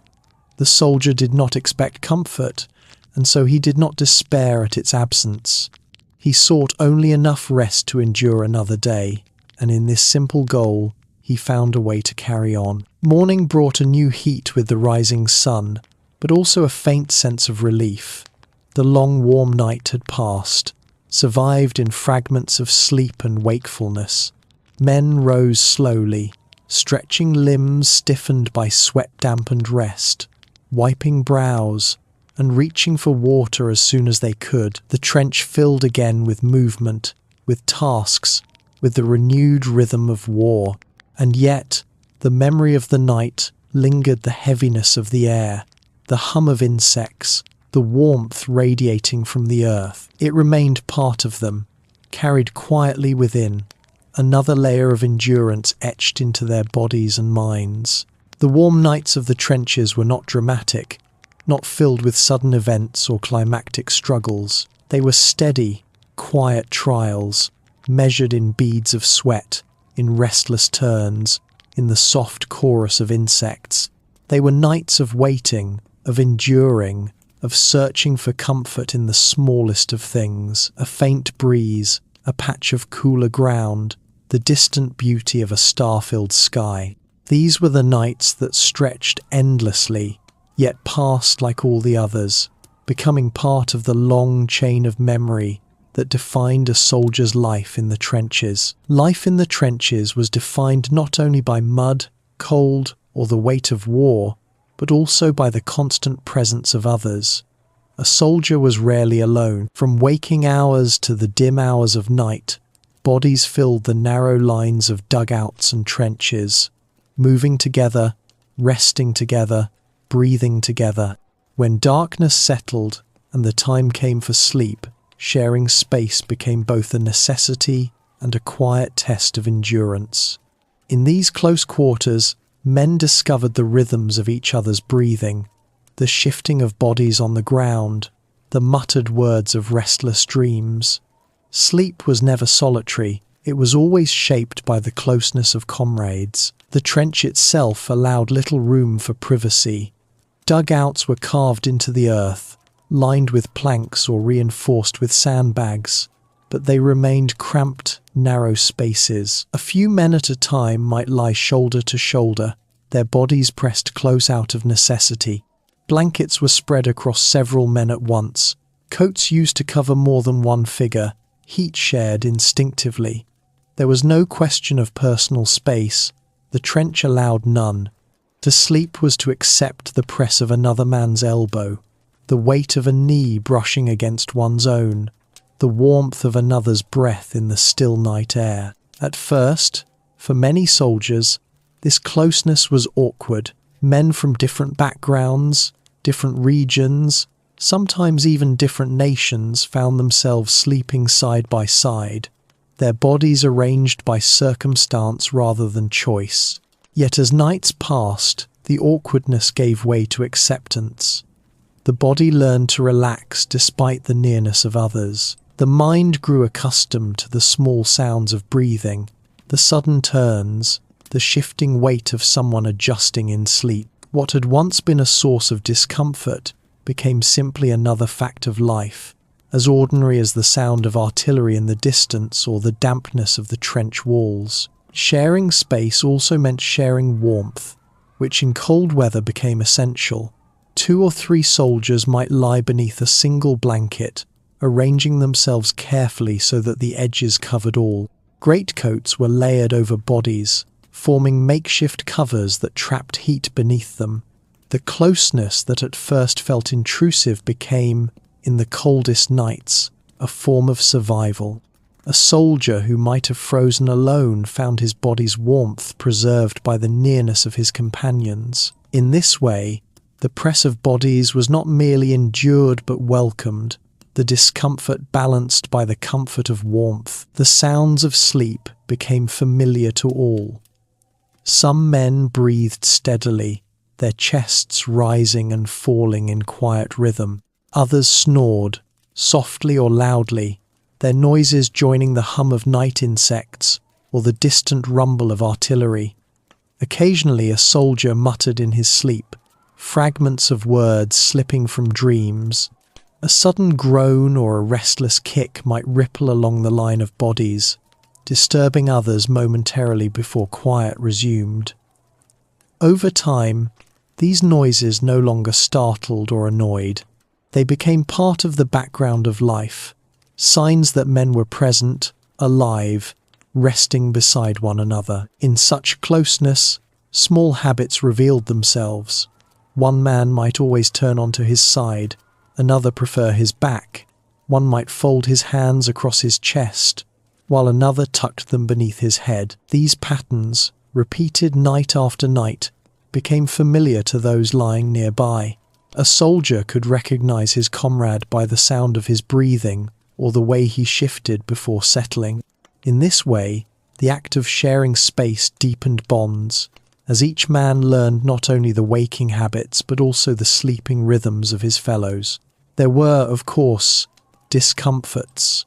The trench floor was uneven, and the press of bodies meant that space was scarce. A shoulder might press too firmly into another's arm, a knee might jab during a restless turn. Sweaty nights brought the unwelcome closeness of damp skin against damp fabric. Cold nights left men reluctant to move, pinned in place by the need to preserve warmth. Yet complaints were rare. Each man knew that his discomfort was shared, that no one was exempt from the conditions. The knowledge that all endured together softened the irritation, making it easier to accept. Sharing space also meant sharing vulnerabilities. A soldier in sleep revealed his softer side, his face unguarded, his body curled in unconscious positions. To lie so close was to witness this vulnerability in others and to offer it in return. In these moments, camaraderie deepened, for each man knew the others not only as fighters but also as weary, resting humans. The simple act of hearing a comrade's quiet breathing through the night carried reassurance, a reminder that one was not alone, that survival was a collective effort. There was also the matter of limited bedding. Blankets, as scarce as they were, had to be stretched across as many men as possible. 2 soldiers might grip the same edge, pulling it slightly toward themselves, only to relax and let it settle across both. Coat draped over 3 bodies might slip during the night, leaving one man briefly exposed until another adjusted it again. The sharing of these small comforts required patience and unspoken cooperation. each man learning to yield a little so that all could rest more easily. In warm weather, closeness carried different challenges. Bodies pressed together made the heat heavier, the air staler. Sweat soaked into shared blankets, making them cling uncomfortably. Insects moved freely from one man to another, their bites shared as readily as the warmth had been in winter. Yet even in this discomfort, men remained side by side, for the trench allowed no other arrangement. Endurance became a matter of patience, of accepting the presence of others as unchangeable, and focusing instead on the small reliefs, a faint breeze, a brief adjustment of posture, the comfort of hearing another's steady breath in the dark. For soldiers far from home, sharing space became a substitute for the closeness they had left behind. The press of another's shoulder, the sound of another's breathing, carried faint echoes of family, of siblings once crowded together in a small room, of childhood nights before war. These associations were never spoken aloud, but they lingered quietly in the mind, softening the edge of discomfort. Companionship, even when unchosen, offered a thread of human connection in an environment otherwise shaped by hardship. Over time, sharing space became a rhythm in itself. Men knew where each would lie, how they would arrange themselves, who tended to rise during the night, and who slept most soundly. These small certainties brought a kind of stability. In a world where battles shifted, where orders changed suddenly, where the future was uncertain, the nightly arrangement of bodies in the trench offered something steady, a pattern repeated night after night. There was comfort in this familiarity, a reminder that even in war, life could follow a quiet rhythm. The mornings that followed such shared nights were marked by the slow stirring of bodies together. One man shifted, another rose to stamp his feet, and soon the line of sleeping figures broke apart into wakefulness. Blankets were folded clumsily, coats pulled on, rifles checked, yet the memory of the night lingered, carried in the warmth left behind on the ground, in the faint scent of shared sweat, in the awareness of having passed the night not in solitude but in company. Each man rose knowing that his rest, however fractured, had been taken in the presence of others, sustained by their nearness. Thus, sharing space was not a small detail, but a defining part of life in the trenches. It shaped the way soldiers slept, the way they endured discomfort, and the way they formed bonds with one another. It was at once a burden and a comfort, a test of patience and a reminder of companionship. Night after night, shoulder to shoulder, men discovered resilience, not only in themselves but also in the quiet presence of those beside them.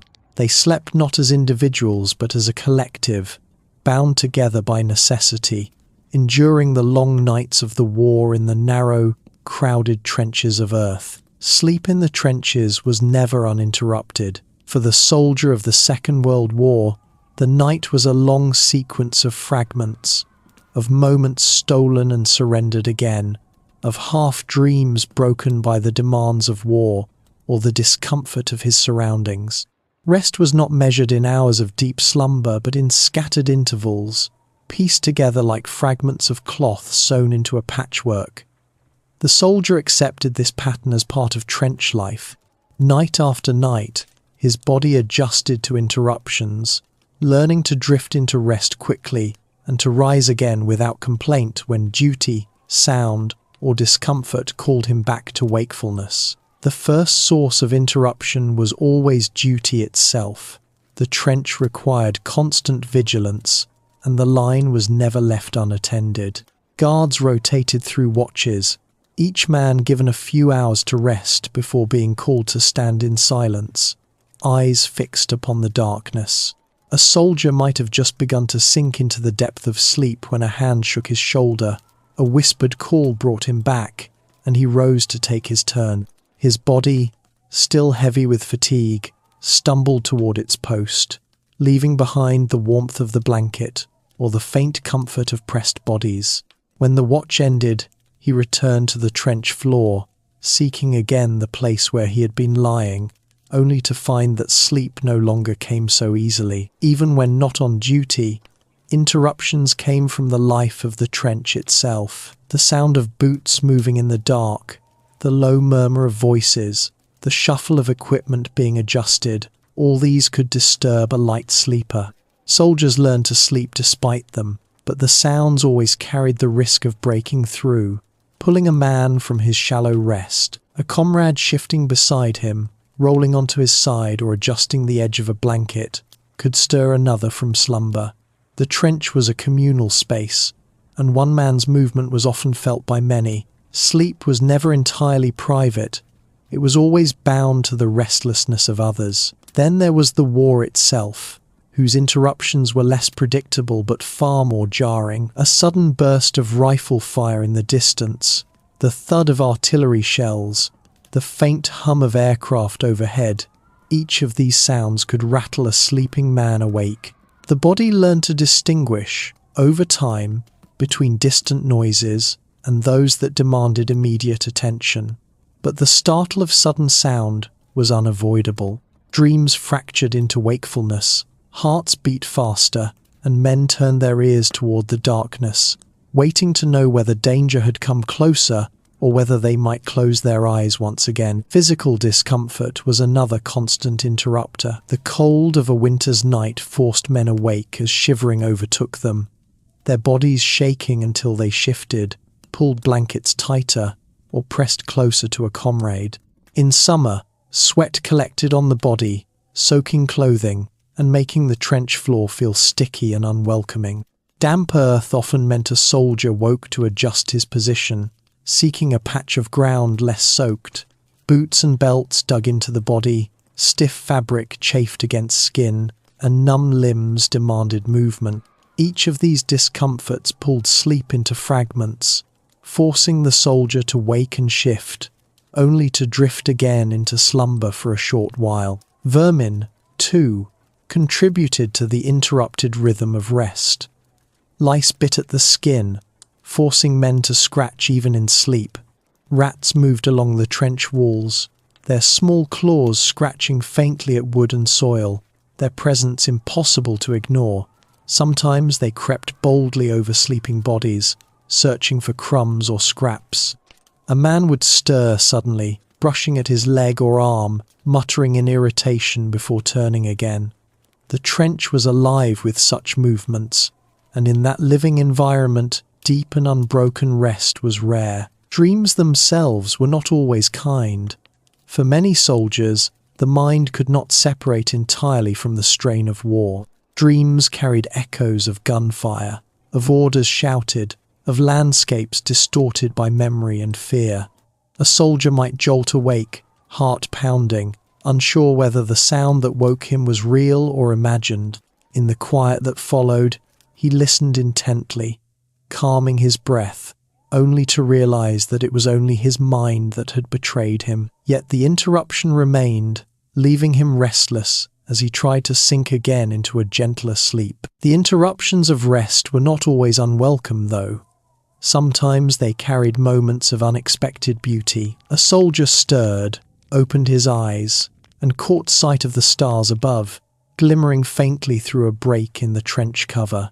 Another might wake at the faint call of a night bird, its song drifting through the still air. These moments, though brief, brought reminders of a world beyond the war, and in their quiet way, they provided comfort.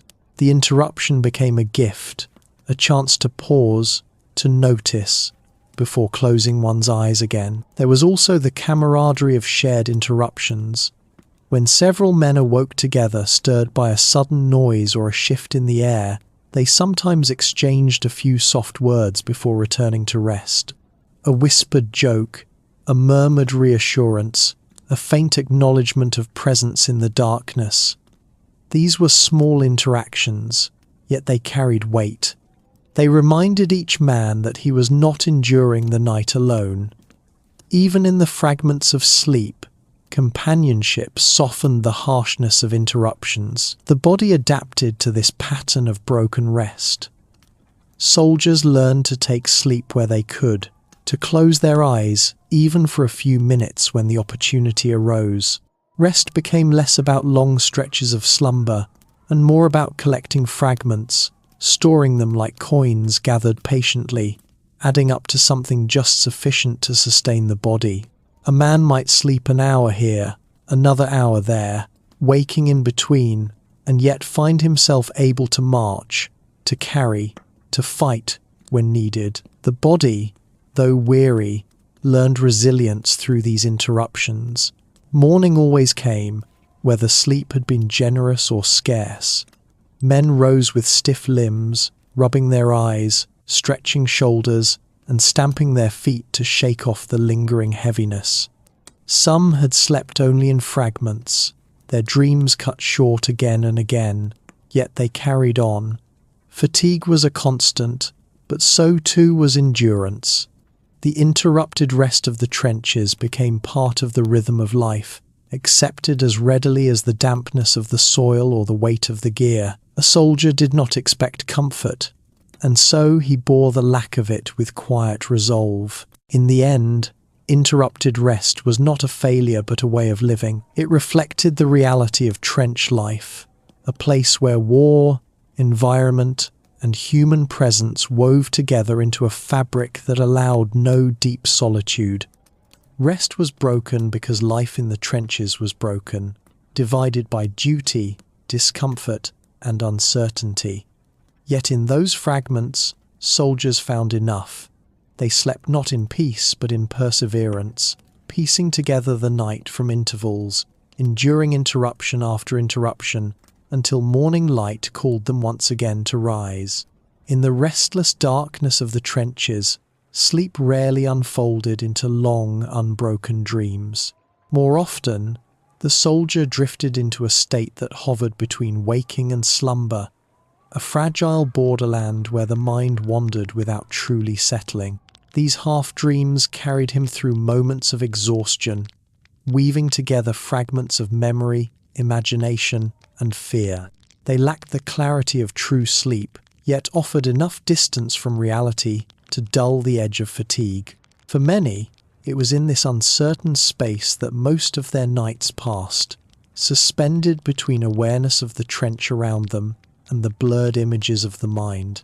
Dreams, when they did arrive, often took their shape from longing. A soldier might find himself back in his childhood home, walking once more along a familiar road, or sitting at the table where meals had been shared before the war. The warmth of such dreams was powerful, so vivid that waking carried a sharp ache, as if something real had been lost. A man could dream of his mother's voice calling him, or of the smell of bread fresh from an oven, and for a moment the trench disappeared. But then came the stirring of a comrade, the whisper of boots in the dirt, or the distant sound of shells, and the fragile illusion shattered. He opened his eyes, and the cold walls of the trench returned. Not all dreams were so kind. Many were infused with the very anxieties the soldier tried to escape. The constant presence of danger, the memory of gunfire, the unease of uncertainty, all found their way into the mind during sleep. Men dreamed of battles they had not fought, of enemies they had not seen, of running through mud while their legs would not move. Some woke with their hearts pounding, unsure whether the sounds that filled their dreams belonged to reality or imagination. In the quiet after such moments, the soldier lay still, listening intently to the night, sorting dream from truth. Only after several breaths did he allow himself to relax once more. Between these poles of longing and fear lay the half-dreams, the drifting states where images came and went without coherence. In those moments, a soldier might hear voices that seemed both real and imagined, a comrade whispering his name, or a command half-spoken. Sometimes he felt himself rise from the trench, climbing into landscapes both strange and familiar, only to be pulled back again by the sensation of damp earth beneath his body. These half-dreams were slippery, impossible to hold, but they filled much of the night, offering the mind a strange form of relief even without full rest. The body, exhausted from long hours, often slipped into these states, while still half aware of its surroundings. A man lying against the trench wall, eyes closed but ears open, drifted into a light dream where the world of the trench and the world of memory merged. The sound of dripping water became part of the dream, transformed into rain falling on a rooftop back home. The shuffle of a comrade moving nearby became the imagined step of a friend returning to greet him. In this way, reality and dream wove together, inseparable, until the soldier stirred enough to recognize the difference. The strangeness of such nights left men uncertain of how much true sleep they had managed. Morning often arrived with a feeling of fog, as though the night had been neither fully wakeful nor fully restful. They recalled fragments, a dream of food, a dream of home, a dream of movement that seemed endless but none of it solid, none of it clear. They rose with the heaviness of bodies that had not known deep slumber, yet with the faint reassurance that the mind had, at least, wandered far from the trench for a while. For many, dreams became one of the few escapes available. However incomplete, they carried the soldier away from the sameness of mud, the weight of equipment, and the dampness of blankets. Even fearful dreams provided a kind of release, allowing the mind to process the strain of days filled with tension. The trench itself gave little room for reflection, but the mind, in its nightly wanderings, found ways to sift through fear, longing, and memory. A soldier might never speak of his dreams, but they worked silently within him, shaping how he endured the days to come. There were also the shared recollections of dreams. In the morning, when men stretched and rubbed the stiffness from their limbs, they sometimes spoke quietly of what had come to them in sleep. One might laugh at the absurdity of a dream where he found himself back at his school desk, still in uniform, but asked to recite lessons he had long forgotten. Another might confess to dreaming of a family meal, describing in detail the food he had not tasted in months. These small exchanges lightened the mood, reminding the men that, even in such places, the mind still wandered to gentler things. But more often, dreams remained private. Many soldiers carried within them images too personal to share visions of loved ones, fleeting moments of tenderness, or troubling recollections of battle that replayed with new intensity. Silence was easier than words. In those cases, dreams shaped the soldier's inner life quietly, feeding both resilience and weariness. Each man bore his own private landscape, visited night after night in the fragile space between duty and rest. Half-dreams were especially common during brief dozes stolen during the day. A soldier leaning against a trench wall, eyes closing for only a few minutes, might find himself in a strange blur of awareness. He heard the voices of comrades still talking, the rumble of distant fire, yet he also wandered into dreamscapes where those sounds belonged to entirely different places. He could imagine himself riding in a cart, the wheels echoing like gunfire, or lying in a field where voices drifted as if carried by the wind. Waking came suddenly, often with a start, leaving him disoriented for a moment before he re-anchored himself in the trench.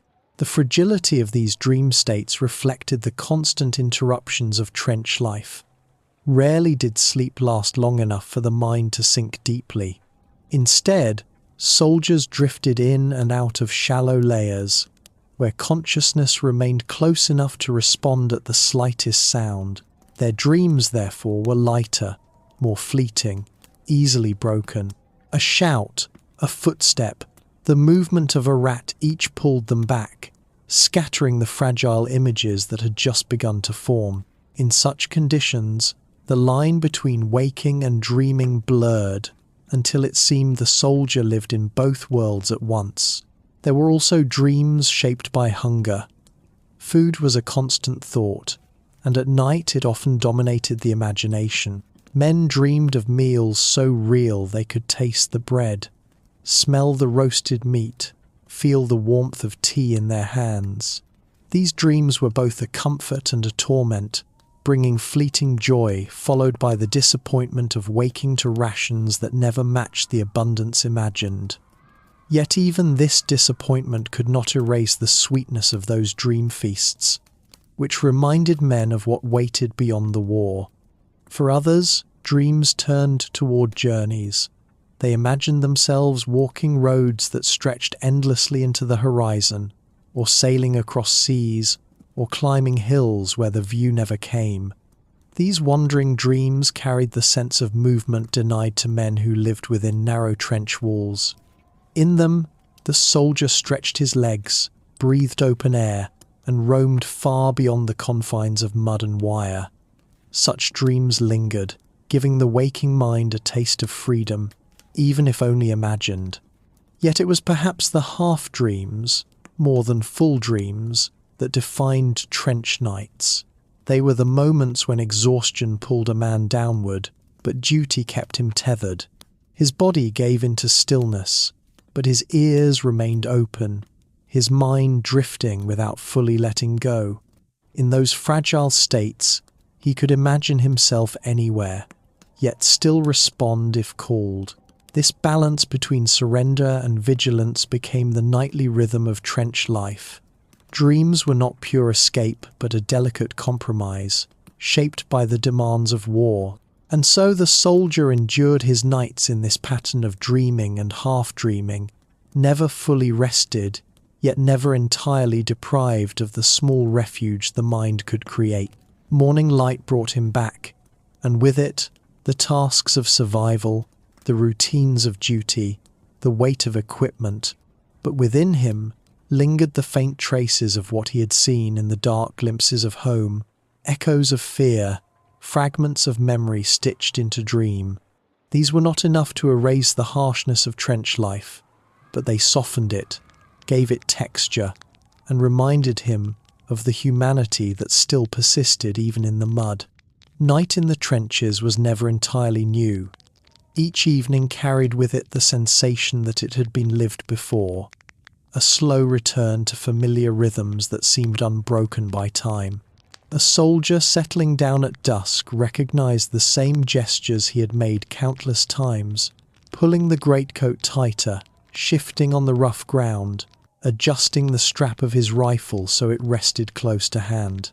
The cycle was steady, like the turning of a wheel, and though every night had its own weather, its own soundscape, its own interruptions, the act of preparing for rest always felt like a repetition of nights gone by.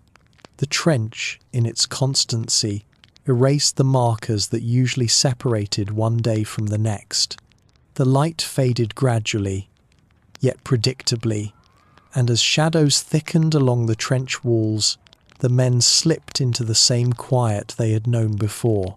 A whispered conversation here, a cough there, the faint clink of a canteen being set down, all the ordinary sounds of settling into another evening. The soldier knew that soon he would close his eyes, whether for a long stretch or only a handful of minutes, and that in doing so he would enter a night almost identical to the last. It was this sameness, strangely enough, that gave him a measure of endurance. He could rely on the rhythm. He knew what awaited him. He had lived this night already, and he would live it again. The earth around him reinforced this sense of repetition. The smell of damp soil, of metal, of lingering smoke never seemed to change. He could run his hands along the trench wall and feel the same texture of packed mud beneath his fingertips. Even the discomfort was familiar, the ache of shoulders pressed against rough ground, the stiffness of limbs that never quite found comfort. In a way, the body came to expect it, as though recognizing that tonight's rest would be no different from the one before. There was reassurance in that recognition, even if it carried no ease. Time moved differently in such conditions. A soldier lying awake in the dark could not always tell if minutes or hours had passed. The night stretched long, yet moments within it blurred into each other. He might wake briefly, glance at the dim outline of a comrade nearby, then drift again, only to wake later to the same sight, unchanged. The impression was not of linear time, but of a circle, the night looping endlessly, each fragment connected to the next in a seamless thread. The thought could be wearying, but it also dulled the sharpness of fear. If every night was alike, then there was nothing new to dread. The sounds, too, became part of this endless cycle.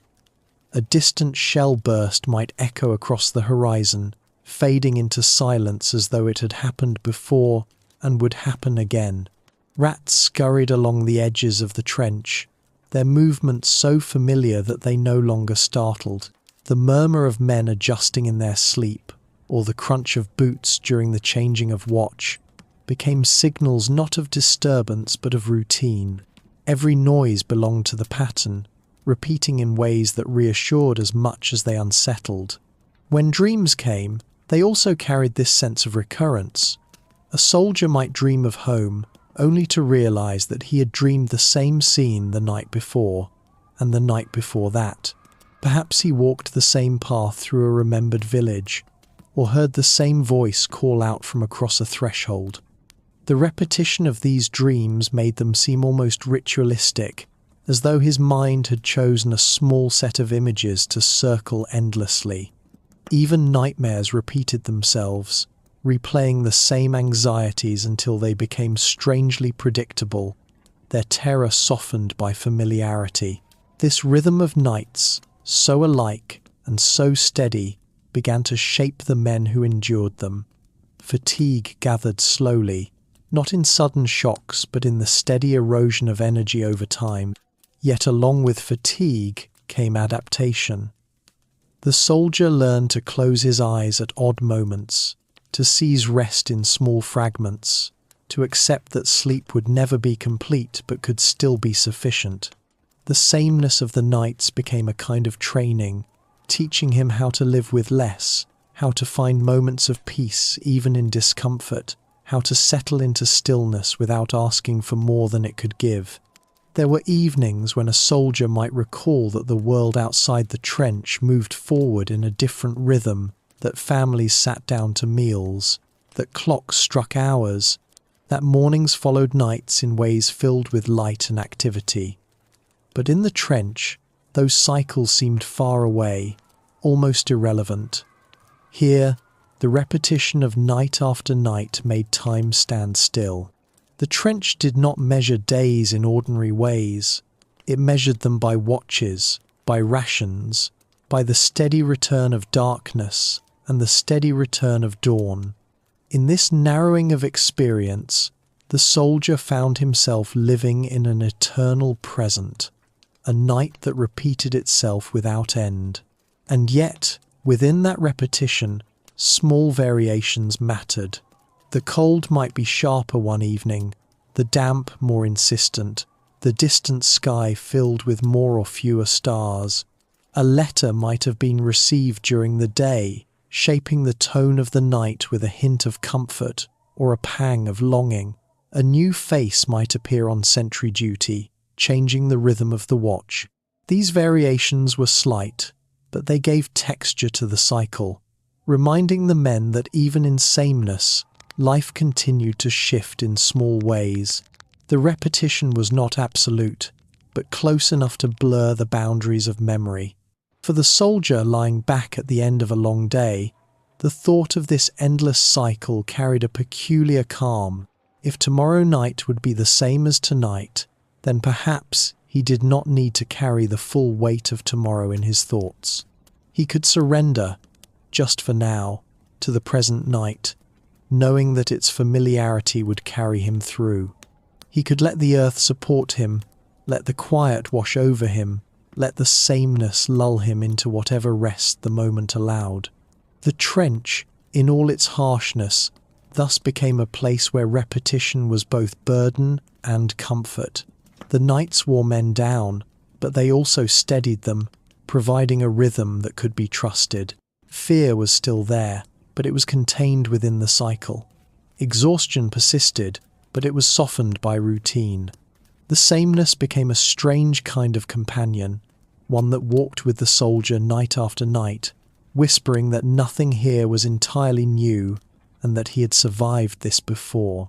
As the soldier finally closed his eyes, the night folded around him once more. He breathed in the same damp air, listened to the same quiet sounds, felt the same weight of coat and gear, and in that familiarity he found the strength to let go. Sleep, partial though it might be, came slowly, carrying him into dreams he had known already and would know again.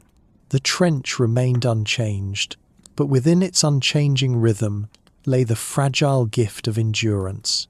And so the night repeated itself, not only for one soldier but for countless men across countless trenches. Each lay down in his own corner of earth, each drifted into the same cycle of half-rest, each rose again to face the dawn. Together, they lived through nights that blurred into each other, until the war itself became a long repetition of waiting, watching, and enduring. Yet through it all, the rhythm of sleep, however shallow, however broken, carried them forward. The night repeated itself then, as it repeats itself now in memory. And as you listen, letting the story unwind in its calm and steady way, perhaps you too feel the weight of sameness, the gentle rhythm of night folding into night.